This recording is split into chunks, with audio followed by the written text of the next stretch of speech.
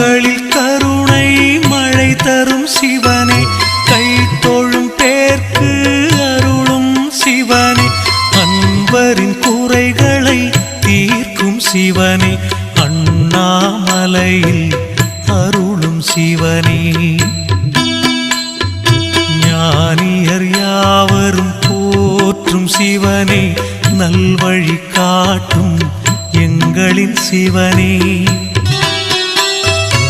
ஆணவ குணத்தை அழித்திடும் சிவனே, அண்ணாமலையில் அருளும் சிவனே.